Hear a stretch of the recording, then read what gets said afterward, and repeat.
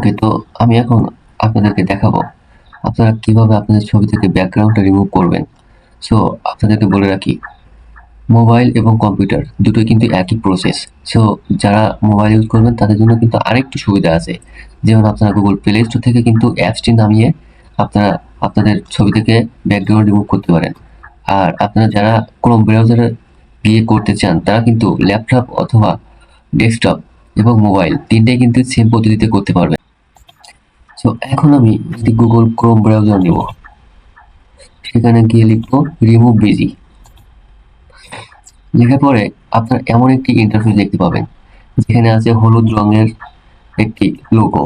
এই যে আমার মাউসের কার্সরটির উপর খেয়াল করবেন, আপনারা লক্ষ্য করবেন।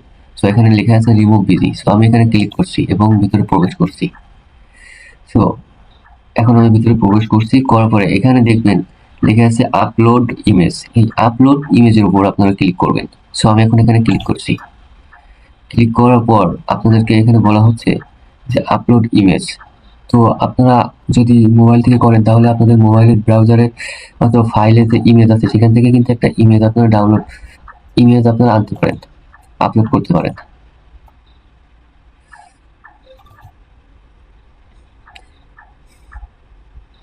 সো আমি কিন্তু এখন একটি ইমেজ এখন নিব। সো এই ইমেজটা আমি এখন ওপেন করব। সো দেখছেন ইমেজটা কিন্তু আমার এখানে আপলোড হচ্ছে।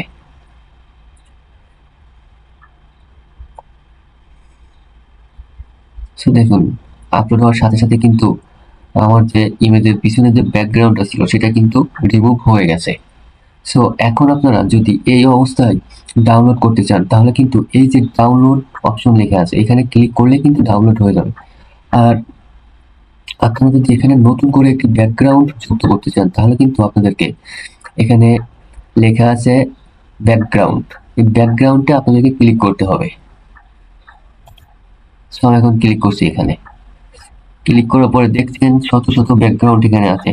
সো এখান থেকে যে কোনো একটা ব্যাকগ্রাউন্ড আপনি ক্লিক করলে কিন্তু আপনার ছবির পিছনে যুক্ত হয়ে যাবে। সো আমি একটি এই যে লাল নীল হলুদের সমন্বয়ে একটি ব্যাকগ্রাউন্ড আছে, এই ব্যাকগ্রাউন্ডটা যুক্ত করে আপনাদেরকে দেখাবো।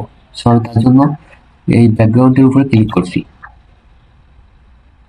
দেখছেন আমার পিছনে কিন্তু অলরেডি এটা সেট হয়ে গেছে। এখন এটা আপনি চাইলে কিন্তু ডাউনলোড করতে পারেন।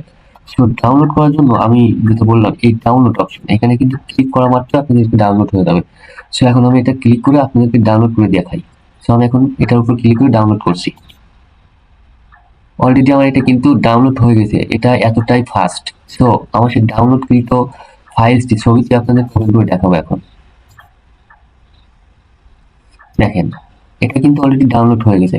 সো আপনারা কিন্তু যাদের একটু মেধা আছে তারা কিন্তু একটু চেষ্টা করলে কিন্তু খুব সহজে আপনাদের ছবি থেকে পিছনে যে ব্যাকগ্রাউন্ডটা আছে সেটা কিন্তু খুব সহজেই আপনারা রিমুভ করে নতুন একটি ব্যাকগ্রাউন্ড যুক্ত করতে পারেন। সো বন্ধুরা, যদি আমার ভিডিওটা ভালো লেগে থাকে তো অবশ্যই সাবস্ক্রাইব করতে ভুলবেন না। এবং আমরা কিন্তু ডে বাই ডে আপনাদেরকে নতুন নতুন কিছু শেখানোর চেষ্টা করি। সো আজকে এ পর্যন্ত, দেখা হবে নতুন কোনো ভিডিওতে। আসসালামু আলাইকুম।